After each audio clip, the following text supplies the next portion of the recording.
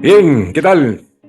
Un nuevo capítulo del Inversionista Interior y hoy día sí que tenemos a un crack de los crack acá compartiendo con nosotros, el querido y famoso Álvaro López, más conocido, ¿cierto?, por algunos por Patria. Incluso algunos creen que se Claro, llama Álvaro Patria y no, no, sí, no Álvaro me voy a tener que López. cambiar el apellido, parece. Y lo interesante del vínculo que yo tengo con Álvaro es que yo el año pasado andaba buscando por internet al profesor Roberto Bonifaz. Entonces lo pongo en Google y me aparece un capítulo que hablaba con Álvaro. Y al final dejé a Roberto de lado y me quedé enganchado con Álvaro y esa misma noche empecé a ver otros capítulos y dije, oh, qué interesante. Y me parece que empecé a hacerte como comentario y ahí empezamos como a pimponear. Hasta que Así es. finalmente a finales del año pasado, como por noviembre, tuve el honor de ser entrevistado en el canal de Patreon, ¿no es cierto? Por Álvaro. Así que ahora eh, lo quise invitar aquí al mío, donde, como saben que el inversionista interior es el programa donde conversamos de la parte humana de las inversiones.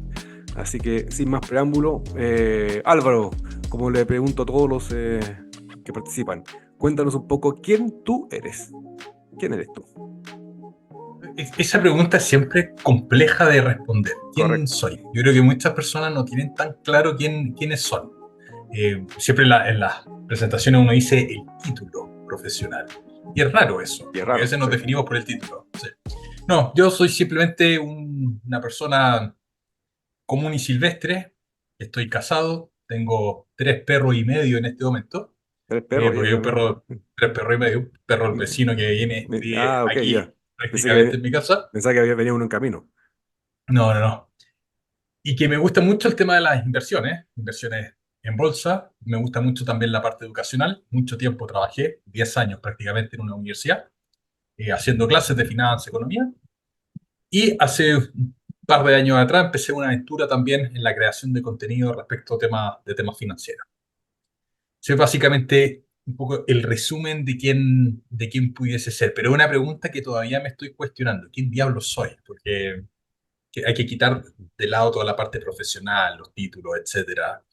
Eh, Me considero también un apasionado en temas de libertad, en diseño de vida para vivir más libremente. Buena, Creo que también el tema de las inversiones tiene que ir muy ligado a eso. exacto. La forma de invertir, las estrategias de inversión tienen que estar ancladas a un plan de vida. No solamente rentabilidad financiera, sino que rentabilidad espiritual, rentabilidad mental. Correcto, ¿no es cierto? Ahí con tu socio Víctor, ahí con su famoso plan de vida, justamente, ¿no es cierto?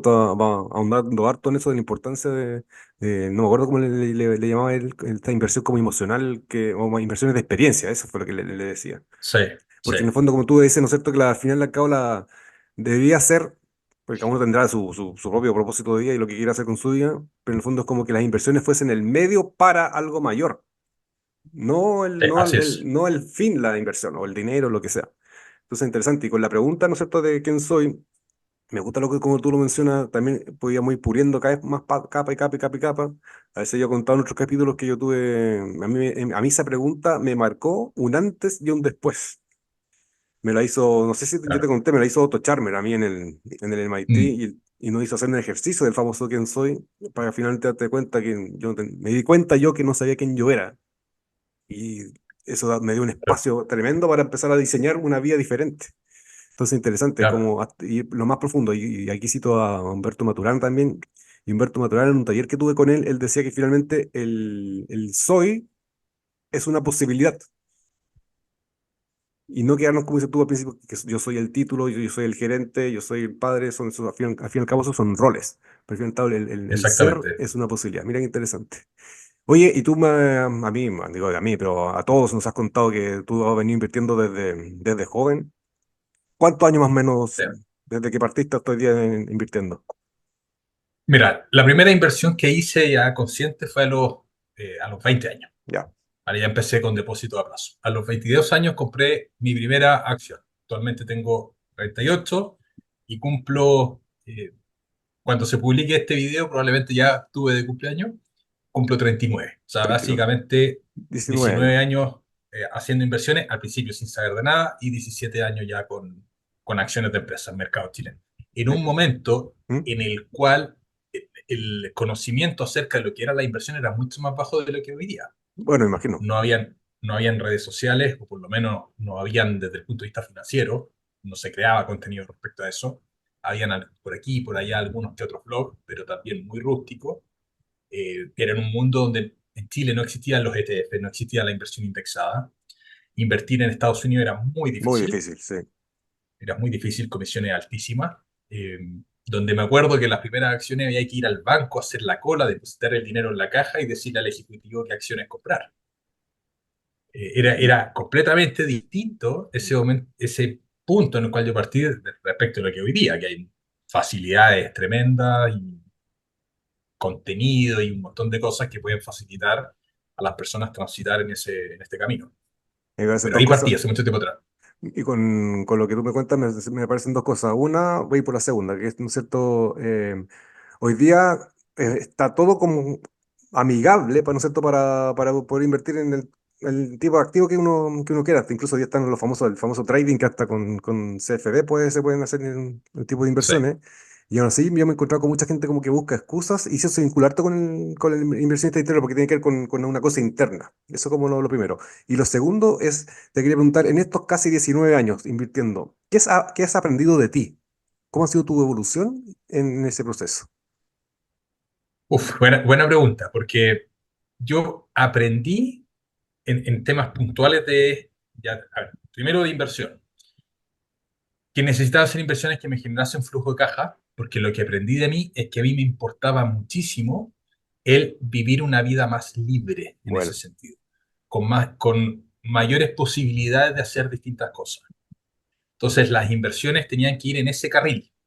Entonces, y esto con el tiempo uno se va dando cuenta, porque lo normal cuando uno empieza a invertir, creo yo en la inmensa mayoría de los casos, las personas que pueden estar partiendo hoy día, es ir comprando, no sé, pues, acciones de crecimiento, acciones dividenderas, tener una APB, comprar quizá o estar juntando dinero para el pie de un departamento, que hoy día también es mucho más fácil comprar, porque hoy día hay mucha información por las redes sociales que te bombardean en distintos tipos de inversión. Y cuando yo partí también era lo mismo. O sea, había menos información, pero también partí con un portafolio que era absolutamente cualquier cosa. ya, Era un portafolio charquicán, que me gusta llamarlo a certificado. mí, una mezcolanza de cualquier cosa, depósito a plazo, fondos mutuos, acciones dividenderas, acciones cíclicas de Chile, minería y cosas así. Y montos chiquititos, obviamente, en cada una de esas cosas, pero sin tener una noción clara. Y con el paso del tiempo, fui también pensando, bueno, ¿cómo quiero vivir? Cuando yo empecé, estaba en la universidad, estaba estudiando. Entonces, también no tenía muy claro qué es lo que iba a pasar después, cómo era el mundo de adulto en ese sentido. Dije, bueno, voy a estudiar, después trabajaré, yo estudié agronomía, trabajar en el campo, siempre pensé, y de hecho eh, me daba un poco de resquemor el pensar, oye, quizás termine administrando un campo. No, Como que estaba en cuarto año de agronomía y decía, pero ¿por qué estoy estudiando esto? Bueno, en fin, en ese momento tuve como una pequeña crisis vocacional ahí de ¿qué estoy estudiando? ¿Por qué estoy estudiando esto? Hoy día agradezco haber estudiado agronomía, porque me abrió mucho la cabeza en muchos aspectos. Y como te decía, con el tiempo fui viendo, con la duda de qué iba a hacer en el futuro, de que la realidad es que yo no quería tener ese formato de vida tradicional de 9 a 5 de la tarde, no me gustaba simplemente, ujú, pero no tenía claro el que las inversiones lo pudiesen pulir, ¿vale? Sabía que juntando plata pudiese comprar tiempo. Por ahí en algún momento leí un libro, La Bolsa o la Vida de Ricky Roy, con Joe Domínguez, y dije, bueno, esto tienen razón, o sea, uno puede ir con el dinero comprando unidades de tiempo al final del día. correcto. Pero todavía no llegaba a la inversión dividendera, sino que simplemente fui definiendo lo que no quería. Yo miraba a amigos más grandes, etcétera, y los veía trabajando en un formato que a mí no me gustaba. Como el Los tradicional. agrónomos, claro, además que los agrónomos trabajan en el verano. Mm, Entonces está todo el verano con las claro. cosechas, etcétera. El grueso, la pega, la agricultura se da en verano. Entonces también yo tenía ahí cierto resquemor. Decía, bueno, estoy estudiando algo que no me gusta, parece el estilo de vida que voy a tener después. Pero ya era muy tarde para cambiarse de carrera en ese sentido. Pero sí tenía claro de que no quería un estilo ya tradicional. Y hoy día, bueno, vivo de en parte lo que me genera YouTube y otras cosas. O sea, cero tradicional el estilo de vida que estoy teniendo hoy día y feliz. cuando terminé la universidad, al poco tiempo empecé a trabajar en la universidad. Y lo usé siempre como plataforma, uno, de apalancamiento, ya sea financiero y apalancamiento personal. Porque en una universidad yo siempre tuve esa visión de que uno podía aprender mucho, mucho de los profesores, conocer muchas personas también. El cargo que me ofrecieron cuando empecé a trabajar en la Escuela de Agronomía, precisamente fue de coordinador de práctica. Y ¿Y cómo tenía se un dio rol ese cargo, esa oportunidad de trabajar ahí en la universidad? porque mi directora de tesis era la directora escolar. Ah, ok. Y había sido relativamente buen alumno en los años terminales, porque al principio, cuando uno es más chico, piscolas por acá, piscolas por allá, por lo menos fue Claro, mi de caso, notas, sí, así sí, sí. que uno se atrasa un año, pero, pero esa fue la razón. O sea, mi directora de tesis era la directora escolar y ella me dijo, oye, te fue bien en los cursos de economía, te gusta el tema de las finanzas, etcétera. Yo hice una tesis eh, bien orientada a la parte financiera en el Bueno, campo. Y por ahí se había justo liberado un cargo, que era el de coordinar práctica. Y yo además por el colegio había tenido experiencia trabajando en verano con grupos de estudiantes. Y el cargo de coordinador de práctica, una de las funciones que tenía era coordinar los viajes de estudio. Entonces, eh, la señora Norma, que era mi jefa en ese momento, vio que tenía esa experiencia y que un poco estaba medio pintado para el cargo, según ella. Dije, bueno, demoré. Y ahí estuve, mi plan era estar 4 años, era apalancarme financieramente, comprar departamentos y también apalancarme de todas las personas que podía conocer por la ventana de la universidad. Y me quedando 10, ¿vale? Me apalanqué en todos los sentidos, buena. obviamente. No, la verdad fue una muy buena escuela estar en una universidad, porque también me fui dando cuenta que me gustaba mucho enseñar. Yo en Sí. ese momento no tenía claro que me gustaba enseñar. Es interesante porque, claro, ¿no es cierto? Sigue siendo un cargo, entre comillas, tradicional, pero a la vez igual un poco distinto respecto de, me imagino, de todos los colegas agrónomos que sí se van al campo. Sí, Hay muchos, me he encontrado muchos que se están en el mundo de las ventas, igual que los veterinarios. sí. eh, y, pero sin embargo, con este cargo de coordinador de práctica lo encuentro genial. Sí, de hecho, a mí me gusta el trabajar en educación. O sea, si me tuviese que emplear de nuevo, me gustaría sí o sí en el lado En eso. educacional. Bueno, bueno. Sí, sí, sí. Me gusta Interesante. mucho el enseñar. Es como yo fui ayudante en la universidad de micro, macro y desarrollo organizacional y claro, me da cuenta que me gustaba estudiar, pero me di cuenta también que lo que me gustaba era que sentía como cierto poder. Era un poder, me vi súper iluso, ingenuo, Sí, claro. pero creí que sentía cierto poder. Pero bueno, me acordaba yo el otro día de eso. Con esto de querer, sigo como una especie como en ese tiempo de mini profesor. Eh, pero igual, y muy bueno lo que tú mencionas de cierta forma que haberte encontrado con esta posibilidad, pues me está preguntando qué hubiese pasado si no hubiese ocurrido dicha opción. Pero bueno, ya no, ya ocurrió otra cosa. Y en este proceso, ¿no es cierto?, de estos 19 años, estos 10 años trabajando, ¿no es cierto?, acá en la universidad, ¿no es cierto?, y te preguntaba qué es lo que tú has aprendido de ti. Eh, ¿Qué tipo tú crees, de competencias humanas empezaste a desarrollar o empezaron a emerger en ti en todo este proceso? Bueno, yo creo que mucho desarrollo de empatía, el trabajar, por Ya. ejemplo, con estudiantes Mm, universitarios, requiere naturalmente tener empatía y poder conversar. Dentro de las cosas que yo hacía, eh, al coordinar prácticas, también coordinaba prácticas individuales. Y los estudiantes, por supuesto, que llegaban con distintas excusas de carrete, etcétera, para poder saltarse las prácticas, después el tema de las pruebas, o sea, en general las habilidades blandas para poder comunicarse con grupos de personas, son individuales y grupos de personas. También bueno, durante harto tiempo tuve el cargo de coordinador de alerta temprana, que ese era un cargo muy complejo, porque el objetivo de las universidades, y hoy día todas las universidades tienen esa función, con ese nombre u otros, es básicamente detectar en fases tempranas cuando un estudiante está en causal de claro, riesgo de ser expulsado de la universidad. Entonces, a mí me tocaba, cuando había un estudiante que se estaba uno o dos ramos, o se repetía un ramo, teníamos que llamarlo y entrevistarlo.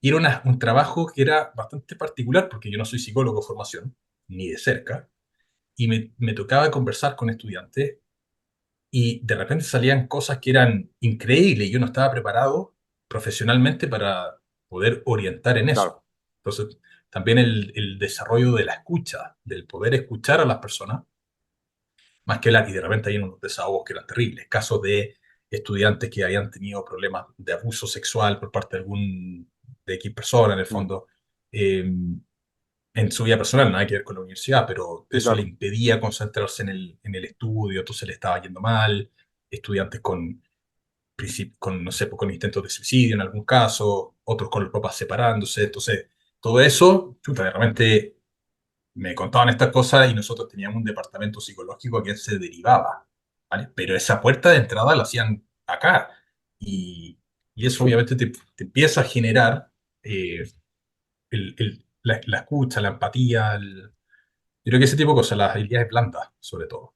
interesante lo que tú me cuentas, porque en el fondo, claro, no te habían preparado ni brindado las herramientas Exacto. para ese tipo de situaciones, sobre todo. Y te escuchaba a ti como bien de coach esas competencias.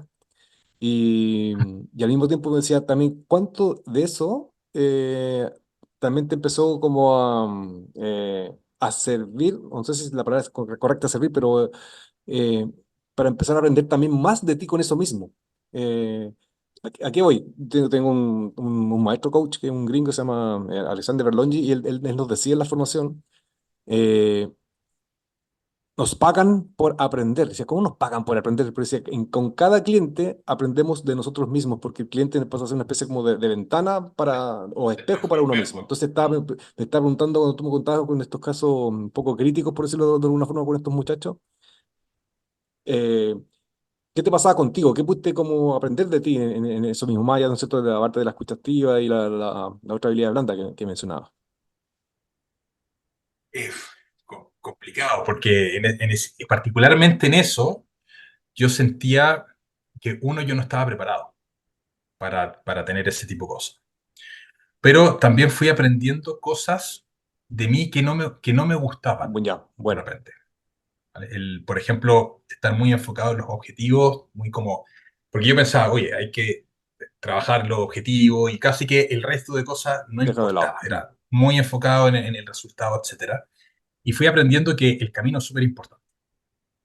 El camino es tremendamente importante, que hay cosas que te pueden pasar al final del día que no dependen de ti, no tienes ningún nivel de injerencia, como casos que les pasaban a estos estudiantes, no sé, por un accidente del papá que fallecía y cosas por el estilo, historias bien dramáticas, que empiezan a decir, oye, ¿sabes qué? La verdad es que el camino importa, importa un montón y estoy tomando malas decisiones. Yo mucho tiempo estuve muy enfocado en la inversión, porque en algún punto dije, ok, quiero juntar la mayor cantidad posible de dinero lo antes posible, porque juntando eso y teniendo sin en ese momento tener el nombre de libertad financiera, poder arrancar de los problemas. Bueno, Ese era el eso pensamiento mismo. cuando era más chico. Y uno va aprendiendo que el dinero no te soluciona esas cosas al final del día. Te puede dar mayor comodidad en ciertos puntos, pero ese tipo de problemas, porque tenía estudiantes que venían de familias con mucho dinero, Sí. que tenían problemas brutales a nivel personal. Entonces, el dinero no era la solución a ese punto. Y que juntando X cantidad de montos tampoco me iba a arrancar de problemas que pudiese tener. Entonces fui aprendiendo que hay que ir más lento. Fui de a poco aprendiendo eso, porque mucho tiempo estuve muy enfocado en que invertir, invertir, invertir, y lo fui interiorizando de a poco, esa parte. Buena.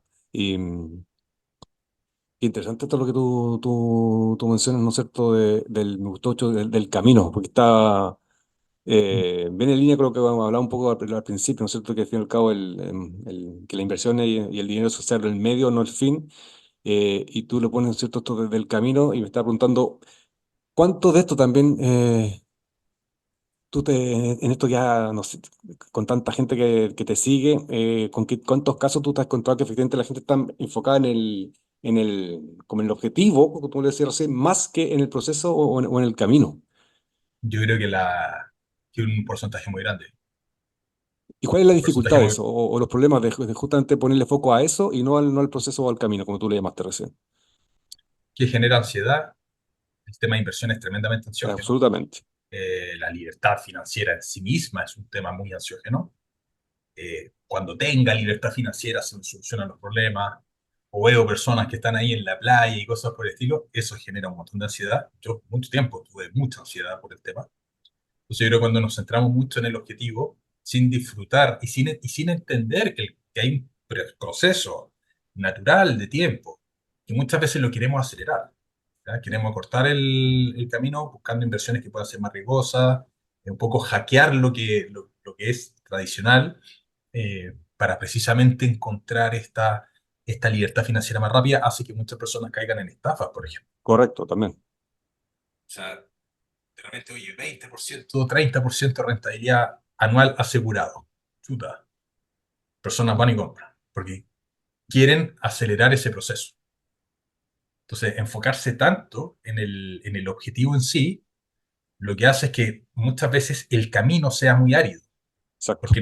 porque a mí me pasó, porque decía, estaba tan enfocado en el objetivo que era todo lo que gano lo voy a invertir lo máximo posible, sin darme gustos personales, sin un montón de cosas, era muy enfocado en eso.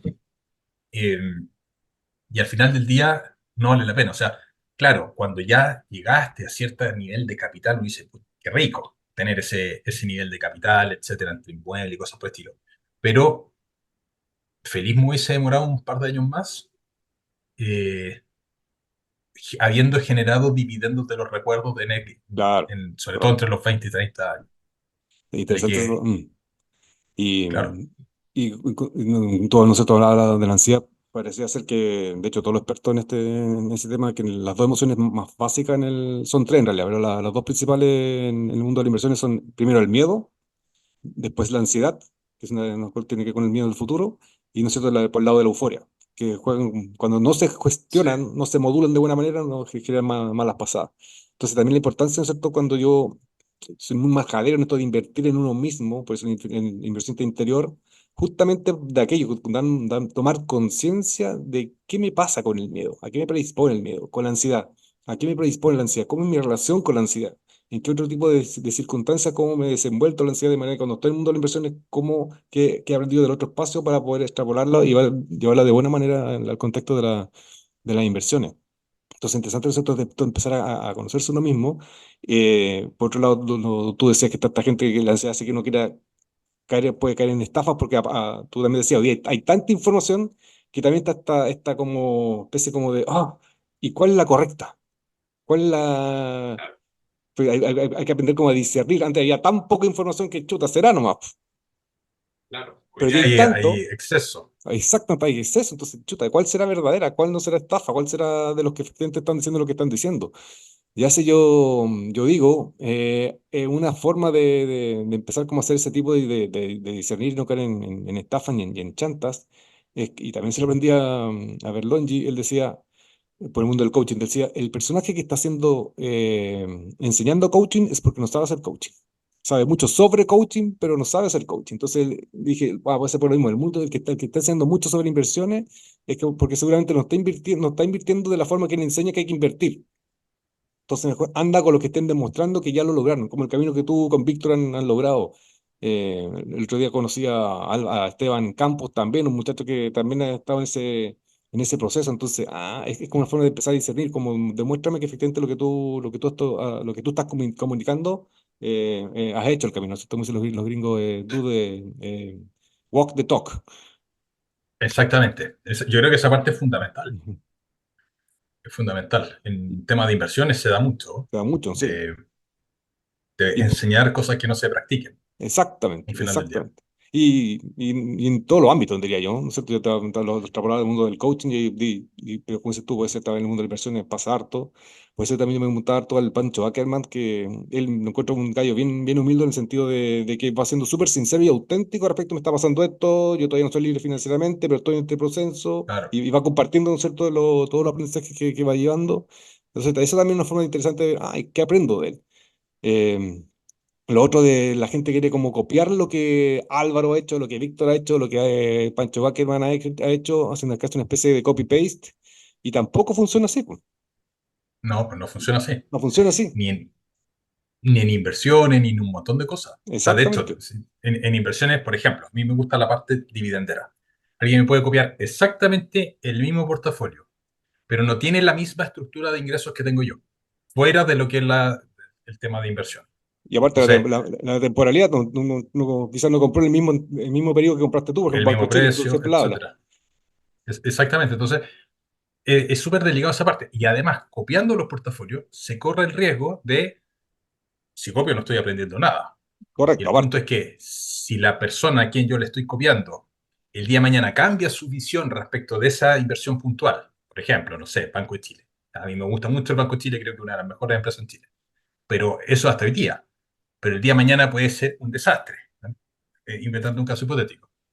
Y esa persona que copió el portafolio y no aprendió a determinar cuándo un buen negocio es un buen negocio y Banco de Chile pasa a ser un mal negocio, bueno, lo que le va a pasar a esa persona es que se va a quedar clavado dentro de esa inversión y va a perder un montón de plata. Exactamente, Entonces, exactamente. es súper importante el aprender y el no copiar. Y Estoy yo lo veía totalmente de acuerdo. con los estudiantes universitarios. Porque hay un porcentaje, obviamente, de estudiantes que pasan muchos ramos copiando. Sí, Entonces, después llegaban los exámenes de grado y le hacíamos preguntas, pero cosas hasta ahí no. sencillas, y un desastre. Y después, profesionalmente, un desastre. Duraban poco los trabajos. Entonces, la copia y no aprender tiene un costo grande. Y el costo Tiene un grande riesgo grande. es que un riesgo porque tú dependes al que yo copio. Ahí se Sí, crea una sí. especie de dependencia y ahí si lo vinculamos con el mundo del coaching aparece como entonces el víctima o protagonista. El víctima el que copia y después culpa al otro y pero Álvaro, tú no estás invertido en Banco de Chile, esta tontera, y en Quiñenco. Sí, pero eso fue hace 3 meses y yo ya quería cambiar ¿Y por qué no me avisaste? Casi como, oye, Ah, disculpa por ahora. lo- es tu culpa de que tú no me avisaste. Entonces, en cambio, el protagonista, como dices tú, ya voy a copiar a Álvaro, pero voy a aprender también el proceso de manera de no depender de Álvaro y como dices tú, puedo empezar a tomar mis propias decisiones respecto de eso. Y esto también me acuerdo cuando tú me entrevistaste a mí, yo decía la importancia de conocerme a mí mismo para saber el tipo de inversiones en los cuales participar. Porque Álvaro está diciendo Exactamente. que él también participa en el mundo inmobiliario. Ah, bueno, entrar al mundo inmobiliario, pero a lo mejor mi forma de ser no tiene nada que ver con el mundo inmobiliario. Exacto. Entonces también entonces, la importancia, ¿no es cierto?, de conocerse a uno mismo para saber qué tipo de inversionista quiero llegar a ser. Entonces por eso le importa la pregunta, ¿quién soy al fin y al cabo? ¿Quién soy? Al final, ¿quién quiero ser hoy día como inversionista? Entonces aquí me hace preguntarte, lo que tú has hecho, ¿tú juzgarías que te ha llevado al tipo de inversionista que tú querías ser? Yo sí, sí, porque yo fui dándome cuenta qué porciones del portafolio me gustaban, qué porciones del portafolio me hacían sentido tener, cuál era. Me fui dando cuenta que los dividendos me generaban mucha tranquilidad en ese sentido. Bueno, Y que al final del día me gustaba el recibir dividendos, me complicaba el estar comprando y vendiendo acciones, sentía que iba a anclar mucho tiempo por estar haciéndolo ahí. Y en base a eso fui orientando el portafolio, porque en esta fase inicial de portafolio charquicán, donde tenemos distintas cosas, uno va viendo estos tipos de activos me gustan o no me gustan. Si compraba acciones que eran cíclicas, de repente las veía subir, algunas las vendí bien, me acuerdo por ejemplo CAP en algún momento lo compré a 10.000 pesos, lo vendí a 14.100, bueno, después siguió subiendo hasta 24.000, pero bueno, y después cayó hasta 2.000 y tanto. Pero en esa alza, que fue 40% de rentabilidad en muy poquito tiempo, hartos años atrás, dije, bueno, ¿ahora qué compro? Y compré otra cosa que bajó un 30%. Entonces, al final del día dije, bueno, cada vez que esté comprando acciones, si después vendo, voy a tener el problema de qué es lo que hago ahora con la plata. Y si estamos comprando para vender, necesito que eso que vaya a comprar también suba de precio. Y no necesariamente voy a tener el timing siempre correcto para comprar lo que permanentemente esté subiendo de precio. Entonces me fui dando cuenta con el propio portafolio de que habían tipos de inversiones que no me gustaban y tipos de inversiones que sí me gustaban. A las que me pagaban alta rentabilidad por dividendo me gustaban más y muchas de esas las vendí también, erróneamente. Compraba acciones, buenas dividenderas, no sabía que eran buenas dividenderas, de repente llegaban buenos dividendos, pero yo igual estaba esperando que el precio de la acción subiera. La acción subía, la vendía y después tenía el mismo problema. Y de poco fue cantando, no, parece que lo mejor es dejar estas acciones dividenderas y que entreguen los dividendos y me voy olvidando. Y de ahí, bueno, entre eso, junto con ir estudiando otras cosas de la parte técnica, fui asentando y dándome cuenta que efectivamente ese era el formato de inversión que a mí me gustaba por el estilo de vida que quería tener. En el fondo no quería estar anclado permanentemente mirando Sí, las por la pantalla. inversiones. Sí, Claro, si bien hoy día puedo destinar, yo todos los días miro la bolsa, 20 minutos, 30 minutos al día, una cosa por el estilo, pero lo hago por gusto y lo hago más claro. que nada porque quiero definir, bueno, si hay alguna oportunidad de compra, pero no con la sensación ansiógena de, oye, la acción tanto está muy cara, la tengo que vender y ¿qué hago? No, porque el día de mañana puedo querer agarrar mis cosas, mandarme un año sabático por el mundo recorriendo y sé que no voy a estar mirando las inversiones, pero tengo la tranquilidad que mi portafolio lo puedo dejar tranquilo y va a seguir funcionando un año sin problema. Sí, exactamente. Y también con eso tú lo dijiste hace un rato también, qué pasa cuando la gente, ¿no es cierto?, en los casos que algunos llegan a su número de libertad financiera y aparece otra forma también hay que gestionar ese espacio, porque si no se gestiona incluso se puede perder, perdón, y volver como, oh, tengo que volver a empezar. Entonces, es súper interesante, ¿no es cierto?, esto de tomar conciencia de cómo me estoy gestionando, que hace una especie como de autogestión. Lo interesante de lo que tú cuentas es que tú vas aprendiendo en el proceso, porque hay gente que no aprende nunca y se cae, y vuelve a caer y vuelve a repetir los errores, que no, per se no está malo. El tema es, lo malo es cuando no aprendo nada de dicho error. En cambio, tú te das cuenta, oh, parece ser que no tengo que estar vendiendo cada rato la acción, sino que a lo mejor la mantengo y la estructura dividendera me va dejando estos dividendos, para que la redundancia, en el tiempo y puedo estar tranquilo. Porque esto es lo otro también, que se lo aprendí a los profesores gringos de los cuales yo me formé en bolsa. Ellos decían, la bolsa es muy aburrida. Si los que están metidos todos los días viendo, pues que tienen un problema ludopático, casi como de la gente que está en el casino. Ellos, de hecho, nos enseñan, ustedes tienen que vender, o sea, ver la bolsa cada 15 días. Dice, ¿cómo cada 15 días? Si esto me dijo, es muy aburrido, ustedes invierten y chavos se olvidan. Y se olvidan. Pues claro, si uno lleva a cabo la estrategia, qué sé yo. Pero efectivamente la gente como que se empieza a perder en la pantalla. Se empieza a perder Claro. en la pantalla. Entonces Y también es es tu una vida al forma, final del día. y claro, pasa a ser otra especie de esclavitud. Soy esclavo de estar mirando Sí. el concepto de la bolsa todos los días. Soy esclavo de la gestión de mi dinero. Exactamente, Y exactamente. eso era lo que yo no quería. O sea, si quería, oye, tener más niveles de libertad, la mejor inversión va a ser la que me consuma la menor cantidad de tiempo posible. Correcto, correcto. Justamente la idea que esa inversión financiera te dé espacio para poder estar teniendo dividendos de estas inversiones en experiencia. Estoy viendo de la experiencia, como tú decías que tú a los 20 tú decías que hubieses querido tener más tiempo para poder tener de aquello.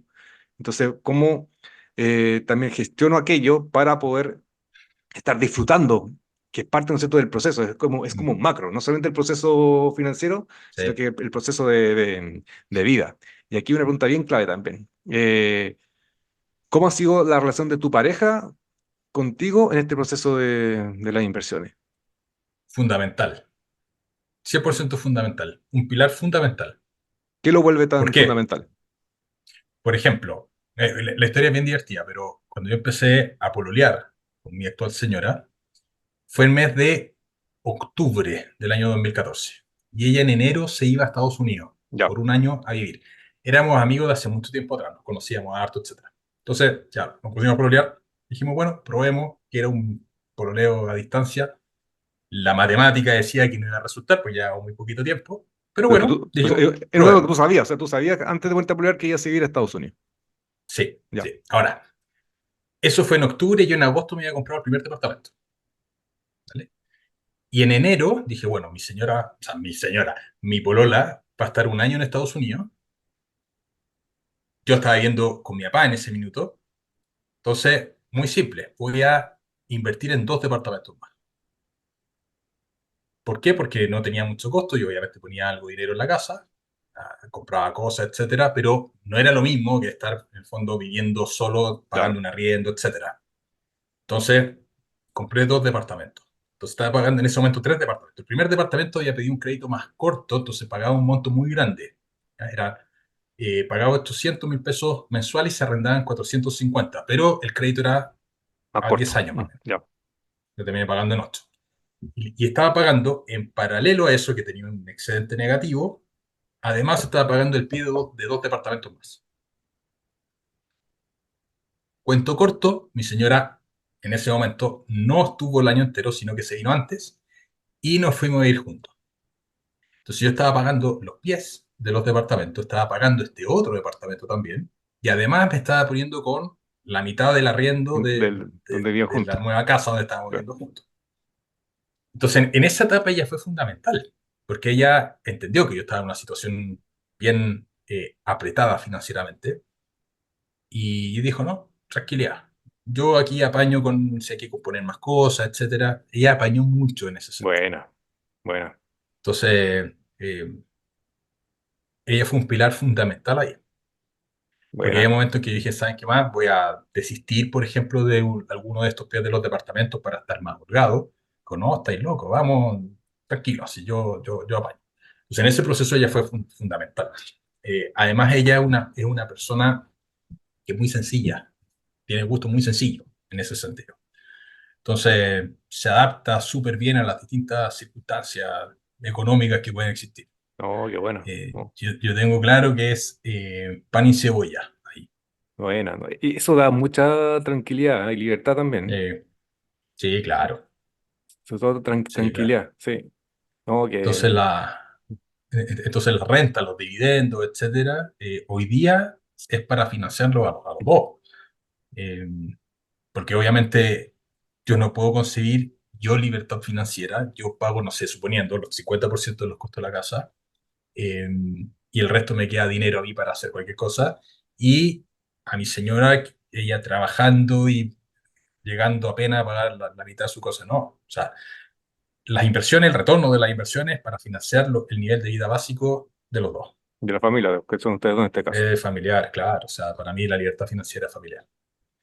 El Oh, qué viaje, si bien. no se comparte, es muy refome en Es ese correcto, sí, sentido. sí. No, bien. Y se me sentido como dos cosas que hablamos, ¿cierto? De la gestión, porque por un lado, ya tú me cuentas que ella, siendo la polola, apañaba, ¿no es cierto? No, tranquilo, no te preocupes, entiendo que estás en una situación un poco distinta, yo tendré que aportar un poco más. ¿A qué me refiero con que gestionar? Porque yo me podría hacer como el tonto y me empiezo como a abusar de aquello. Y hago una mala gestión de este activo, se le ponemos un nombre como activo. Y puedo perderlo, y puedo Sí, perderlo. Y no sé, y al revés, o lo segundo que tú me cuentas, pero ahora que estoy yo mucho mejor quizás financieramente, económicamente, me voy a hacer el tonto, estoy pagando los 50-50 y no devolver la mano de ese apañamiento original que hubo. Entonces también hay la parte de la claro. gestión de uno, porque una persona que no se conoce a sí mismo, que no ha hecho un desarrollo personal, va a seguir siendo el mismo ente que se siguió siendo siempre, en vez de haber aprendido en el Exactamente, proceso. exactamente. Y de hecho, los dos tenemos una visión muy en línea de cómo queremos vivir. Los dos queremos vivir mal, con mayores niveles de libertad. Los dos queríamos vivir en el campo, eh, fuera de una ciudad. Los dos queríamos trabajar independiente a nuestro ritmo, con toda la varianza que implica el trabajo independiente. Entonces, estamos súper alineados en ese sentido. Yo hoy día impulso a ella de que trabaje menos, que no es tan necesario, porque a veces se estresa y dice, no, quiero avanzar más rápido. Oye, pero no es tan necesario, disfrútalo, disfrútalo. Total, las cosas están cubiertas. Bueno, bueno. Oye, Entonces, ¿a ella le gustó su trabajo? también, sí, sí, sí, Ah, ella es eso es importante. veterinaria, Ah, ok. claro, veterinaria, pero etóloga, ya más que Ya. nada temas de comportamiento animal, que obviamente cuesta más porque ella estudió en Inglaterra, en Mm, Escocia en realidad. Y allá están mucho más avanzados, están 20, 30 años más avanzados que en Chile respecto a esas materias. Entonces, claro, tiene pacientes, pero no tiene tantos pacientes, porque todavía no hay un mercado tan grande, claro. Yo creo que está creciendo igual ahora día. pero está creciendo, está creciendo. Entonces, claro, ella se especializó en caballos, obviamente tiene estudio en perros, tiene más clientes de perros, pero el área que ella quiere desarrollar es caballo.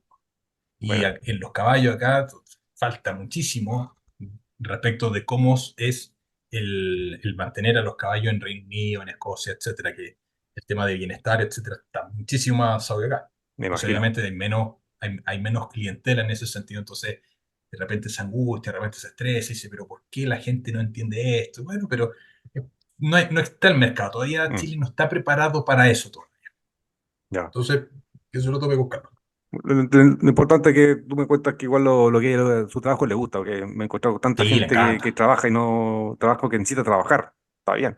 ¿Y cuánto se pierden la vida en eso. Así que bueno, me alegro que al menos le guste. Sí, no, le encanta, está feliz. O sea, le brillan los ojitos cuando está en eso. Entonces, obviamente le impulso a eso y que no se estrese, porque en algún momento dijo, ¿saben qué? Voy a renunciar a este proyecto y voy a trabajar en otra cosa para ganar plata. No, no, olvídate. Eh, haz lo que te gusta, total, la parte financiera puede ya estar cubierta, porque siempre Bien. este proyecto de inversión está pensado los dos. Entonces aquí hay un punto común con otro entrevistado que le preguntó respecto de la importancia de la pareja. Todos coinciden en lo mismo, la importancia es fundamental. Es Sí, fundamental, porque si no la persona te puede, como lo contrario, de apalancar, tirarte para abajo. Entonces, es como no hay. Y ojo, porque puede ser la gente me cree que estoy como juzgando a las personas que piensan distinto. No, no es eso. Es que no es la persona para uno nomás. Así como yo tampoco puede ser que no sea la persona sí, claro. para el otro. Como yo te contaba en el canal, cuando tú me entrevistaste, que cuando me independicé, me separé porque mi ex mujer no se adecuó al nuevo estilo de vida. Y está bien, porque era el de ella. Y es su estilo y el mío. Y hoy día los dos somos, hoy día somos muy, muy amigos. Entonces no es juzgar al otro, que a esta persona le gusta la plata, que no por cierto tontera. No, son cosas distintas solamente. Entonces también interesante cómo la pareja se vuelve un pilar en el proceso individual y en algunos casos pasa a ser una cosa familiar. Sí, Em, se apalanca mucho la pareja. sí, claro, pues la idea que te dé tranquilidad, porque sea un soporte en ese sentido. Sí, claro. Y hablando como de soporte, con esto con los cursos que tú has venido haciendo, ¿no es cierto? De inversiones y de libertad financiera en el mismo canal, ¿tú podrías decir que has aprendido también de los alumnos que tú has tenido en este proceso? Siempre, siempre. Yo creo que el que más aprende cuando hace clase es el profesor. Sí, Hay un dicho entre los profesores que enseñar es aprender 2 veces. Y yo creo que enseñar es aprender 10 veces. Porque en este proceso de enseñar de inversiones, de cómo funciona, por ejemplo, la bolsa, etcétera, y ya en las clases, sobre todo que son presenciales, también uno empieza a ver experiencias y contrapuntos. Entonces, eso enriquece mucho. Y esa es la diferencia, por ejemplo, en la clase, por ejemplo, en posgrado versus pregrado. Que en pregrado absolutamente, sí. hay muchos estudiantes que están ahí porque, bueno, quieren sacar el título, etcétera, El y título, la están ahí. carrera. En cambio, en un posgrado, que puede ser algo similar en temas de intención, de una persona que toma un curso para aprender de algo puntual, es decir, yo quiero aprender de algo de cocina, que me interesa la cocina, voy a tener una motivación para aprender mucho mayor a que si estoy en un curso impuesto por X razón. Entonces, ese nivel de intencionalidad que se da tanto en posgrado como en los programas que las personas toman de manera individual, eh, ese nivel de intención de los alumnos por aprender hace que haya un diálogo que sea mucho más enriquecedor. Entonces, es muy gratificante ser profesor de personas que quieren aprender. Exactamente, es brutal eso, ¿no? Por eso yo cuando hacía clases en la Olfo también, yo partí como profesor en la Olfo.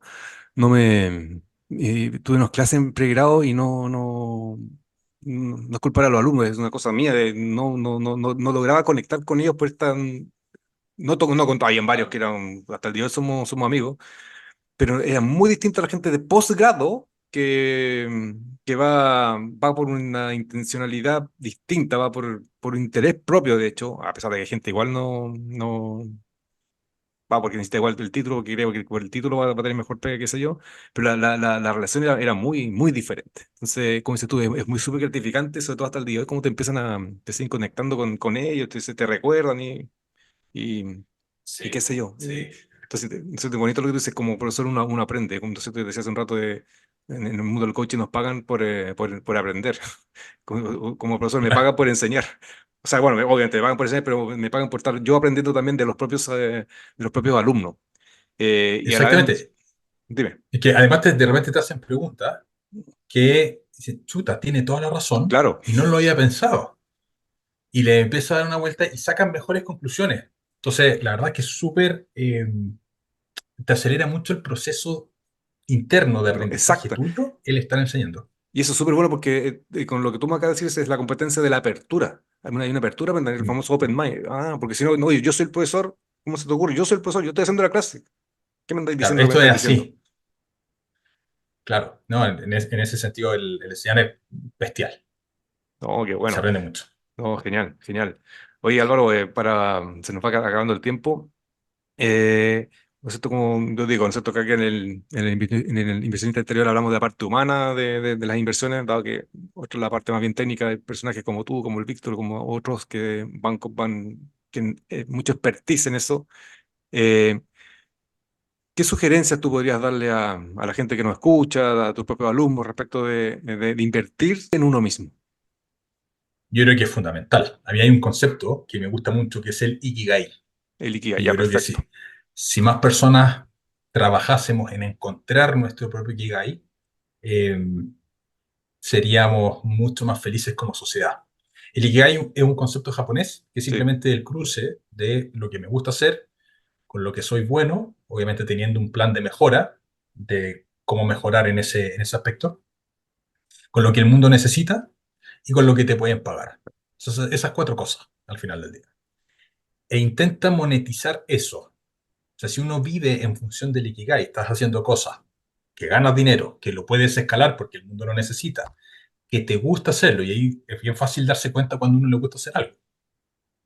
Por ejemplo, si, no sé, temas de clase, yo pasaba en pregrado, siempre los alumnos me decían, oye, profe, ya estamos en la hora del recreo, porque yo me pasaba de largo, sobre todo cuando habían sesiones que les enseñaba de bolsa y todo el cuento. Siempre he dicho, me ponen una piscola al frente y estoy hasta mañana hablando del tema. ¿Vale? Entonces, uno se da cuenta de las cosas que le gustan. Mm, Y además, si eres bueno, que ahí es súper difícil, yo creo que es el punto más difícil de definir del Ikigai, porque ¿cómo definimos que somos buenos en algo? ¿Vale? ya. Cuesta esa parte, el definir que somos buenos en algo. Y ahí, Pero ahí, por ejemplo, disculpa, tecnología externo. ahí yo justo lo te contaba al principio del capítulo con Roberto Bravo, que es experto en fortaleza, justamente él trabaja eso. ¿Para qué tú eres bueno? ¿Dónde son tus fortalezas para que tu Ikigai salga bien potente? Claro, y ese punto es central. Y por ejemplo, en el año 2020, ahí me dieron un premio en la universidad, Bueno, el premio del mejor docente de la escuela, que fue la única vez que se dio el premio y que lo seleccionaban los alumnos. Entonces, esos son validadores externos que te dicen, ah, chuta, si parece que está funcionando la cosa. Y siempre muy bien evaluado en la universidad. Entonces, uno dice, pues, claro, me gusta enseñar, el mundo necesita aprender, eh, obviamente se puede ganar dinero en eso. Y además, parece que hay dedos para el piano. Bueno, ahí hay un posible destino de donde uno puede desarrollar sus cosas. Y Gratia, que es el nombre de la escuela al final, porque la visión que tengo es que esto es una escuela para aprender de finanzas, donde es enseñar lo que hacíamos en la universidad. O sea, hacer programas de estudio, es básicamente lo mismo. claro, Entonces, bueno, monto una empresa que hace eso. Y soy feliz haciéndolo, independiente del rendimiento económico. Hay momentos que le ir bien, momentos que le ir mal, pero la rentabilidad mental que genera es muy alta. Cuando trabajas en lo que te gusta, de verdad que suena cliché esa frase, de, oye, si estás trabajando en lo que te gusta es como si no estuvieses trabajando. es que el Es trabajo, correcto, verdad, sí, sí, cansa un montón, sin duda cansa, pero al final uno puede estar 10, 12, 13 horas trabajando en un día claro, y terminaste súper cansado, pero con una sonrisa. Distinto de estar trabajando en algo que no te gusta, que estamos mirando la hora, a mí me pasó también, estar exactamente. mirando la hora por terminar esa función. Exactamente, y ahí de nuevo me vuelvo a colocar de Roberto Bravo de cuando nos estamos conectados con nuestras fortalezas, con el Ikigai, como tú también te mencionas. Al final andamos en una cosa que se llama flow, que perdemos la noción del Sí, tiempo. Entonces, por eso tú puedo estar exactamente. hablando a una pistola y me pongo a hablar 12 horas porque fluyes en eso. Es como con el cansancio natural que es del cuerpo, que por ejemplo me hiciste conectar de cuando era niño. Yo voy a estar jugando a la pelota todo el día. Y llegaba obviamente cansado porque hay un desgaste corporal, pero feliz. Entonces es un cansancio que tú incluso se agradece porque te recuerda que tuviste un día feliz, a diferencia de cuando un cansancio agotador porque te carga lo que tú haces, es un cansancio que te recuerda que estás odiando lo que tú haces. Entonces es muy distinto eso. Ya, Cansancio entonces, igual, pero muy distinto. exactamente, cansancio igual, pero muy distinto, muy distinto. Incluso el cuerpo después también, ya si nos vamos a la parte más biológica, que estaba para otra conversación, se va comportando de una forma también distinta. Incluso el descanso es diferente. Sí, incluso descanso diferente y te prepara para el día siguiente de una forma diferente. Ya, exactamente. entonces, Y como inversionista también deberíamos encontrar nuestro Ikigai. absolutamente, absolutamente, estoy totalmente de ¿En, acuerdo. Sí, en qué, cuál es la forma de invertir que me gusta? ¿Qué estrategias de inversión son rentables? No sé, el Ikigai se puede aplicar en temas de para todo, inversión sí, en correcto. Sí. general. Y bueno, ahí va bueno, el de que se interese. Yo tengo un par de colegas, coaches que se dedican, son full Ikigai, entonces hacen ese proceso. Álvaro, oye, te No, agradezco harto tu fenomenal. tiempo. Como te contaba, yo llegué a ti por estas casualidades de la vida buscando a Roberto Bonifaz, que fue profesor mío en la universidad también. Y llego a ti hablando esto del Open Mind, tú y Víctor me abrieron la mente porque yo siempre fui un personaje de acciones de crecimiento en Estados Unidos. De hecho, miraba como, así como de mala manera el mundo chileno, por encontrar un mercado muy inmaduro. No veía que la empresa no crecía en nada. Sin embargo, cuando empecé a tomar conciencia de esto de las acciones dividendales, dije, wow, hay todo un mundo aquí. Y bueno, ahí tengo la competencia de tener esta mentalidad de aprender y de abrirme a otras posibilidades. Yo me quedé como fascinado con todo lo que ustedes contaban y me vi que había todo un mundo dividendero. Sí. Fue como, wow, qué increíble. Entonces también interesante que yo, si hay una sugerencia, como tú contabas, ¿no es cierto?, el tema del Ikigai. Yo siempre sugiero tener esta competencia de tener mentalidad abierta y estar dispuesto a escuchar miradas distintas. Y eso te abre un mundo de posibilidades. Claro, claro. O Así sea, que cuando dejamos de aprender, ese momento es crítico. El momento en es, cual dejamos de aprender, es una fatal. fuerte, es una especie de muerte en vida cuando dejamos de aprender. Sí, Es una sí, especie de muerte en vida. Ya, exactamente. Álvaro, te agradezco mucho nuevamente a la gente Hago Rodrigo. que nos sigue también. Espero que se haya podido también conocer a Álvaro de una forma distinta. Les recuerdo, ¿no es cierto?, también que nos patrocina Yoyos, You Own Your Own Success. Tú eres el dueño o la dueña de tu propio éxito. Y de Inside Out Lake Academy, que es la consultora de coaching y liderazgo organizacional número uno en Chile. Álvaro, espero contar contigo Excelente. en alguna otra oportunidad. Feliz. Y nuevamente yo te felicito por todo lo que tú haces. Incluso yo soy alumno tuyo hoy día el programa que hacen con Víctor. La gente dice, "Pero ¿cómo se tú estás ahí en otra?". Es que tiene que ver con eso, tengo que ser coherente con esto de que yo quiero aprender, quiero seguir aprendiendo. No más que yo lo necesito, no, es que quiero seguir aprendiendo. Entonces, esa es nuestra intención, tener open mind y seguir aprendiendo.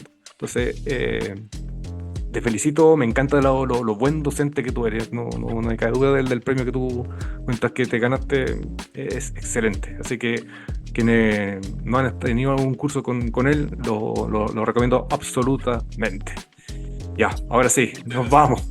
Que estés muy bien. Cuídense mucho. Un Chao, abrazo. chao. Chau, chau.